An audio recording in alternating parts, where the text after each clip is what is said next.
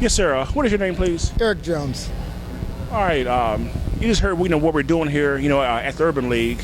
What is your take on that, about the importance of catching kids in the kindergarten, first, second, third grade, and deliberately having them focus on what they want to be and setting goals?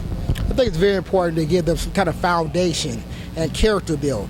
A lot of times in life that we growing up as young adults, a young youth, that we have no purpose or have not goal oriented. So a lot of times giving some kind of structure or foundation kind of builds character. I think those things that the Urban League bring to the youth is great for the youth, for our community. I'm like her. Go ahead. No, I mean, it's like right now we have these kids. At first they were reluctant to interview with me. Then they interview with me. Now they're ready to interview people. So what I'm getting at is even the most negative kid, when they say no, that's not really a no, is it?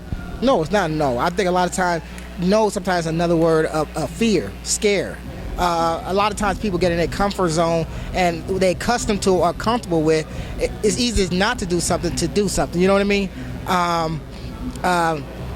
Some people fear of the unknown. Like a lot of times with opportunities and careers or education, some people got that fear that if I do this, we're gonna come after the outcome of the opportunity. You know what I mean? Man, it's dealing with you. So now, what are you, a technician? I'm an IT professional and I'm an instructor for the FWUL program. So now, what is that? The FWUL program is the adult program to get into construction trade for the Urban League. So this is my third class. The first two classes was very successful and got young adults to get into the skilled trade. But being in a skilled trade is a difficult field to be in. So a lot of times we have to train them, soft skill training, retail, just to have that customer service attitude and get people molded and engaged into a job in the workforce. So conceptually, it's pretty much the same thing then with that and with these young kids. Exactly, I agree. I think it's just a little bit more with the adults. It's a little more in structure. I mean, more structure, because the simple fact is these people have been living their whole life in this negative attitude or this way of thinking. With the youth, you're dealing with somebody that's young. They still in a growing stage, so they can be easily molded in that youth. But when you're dealing with somebody that's an adult, it's very complicated because you got to get them off of that issues they've been living all their life. Man, how do you do that? Because I know that I've talked to some people and their minds are so warped with negativity that they can't do this and they can't do that, and they don't even try. They've already given up before the game has started. How do you undo that?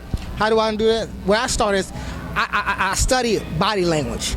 So the first thing I do, I get a personal relationship with each individual and get to know their character and their habits. I put different people in different groups and find out what motivates them. Everybody has something that motivates them. If it's money, family, security, education, there's always something that motivates. So what I do is each individual, I put them in groups and find out what makes them tick. And then when every person in life has problems, issues, the educated person or the most successful person, we all have personal issues. So what I do is try to get that personal relationship with them, find out what the issue is, remove those issues. So once I remove those issues, then I build with foundation. So a lot of times in programs we have out here that, and this is my personal opinion, that programs, they're so quick to build a person, but when you build somebody and you don't fix those issues, the mess is still there. You see what I mean? So for me, I try to resolve those negative issues first, and then once I feel that remove those negative issues, then I do motivational speaking to motivate them by layering. To me personally, it's foundation, it's God first. So if a person don't have a relationship with God, I try to engage God in a relationship. So a lot of times when I do speak, it's never me talking, it's my Father. So I mean, I don't want to sit here and talk about seem like that my whole program is catered to in the Word, but it's not. It's all about faith driven. Well, I was going to say, because you got to have a foundation of faith someplace to have faith in your abilities to do whatever you want to do. You're absolutely right. I mean, that's what you got to start off. So a lot of times I explain my stories and my experience in life and opportunities, how I got where I'm at. So when they hear my story, then a lot of times I sometimes I have clients call me when I'm at work, and they hear conversations of my clients, and companies are talking to me, and they're like, oh my God, you really are doing this. You really do have a business. So they're like, oh my God. So it's like, I'm not sitting here telling them what they want to hear.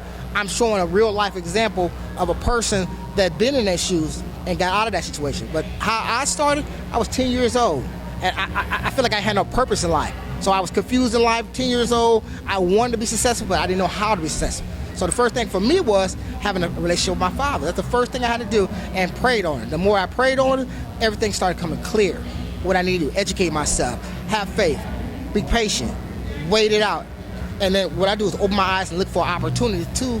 And then once I see the opportunity, I engage in it. So that would help me.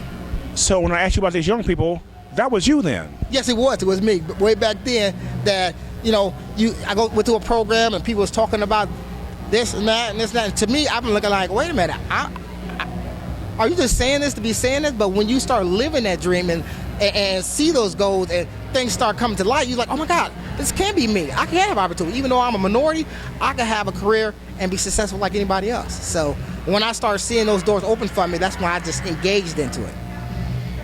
Thank you very much. Thank you.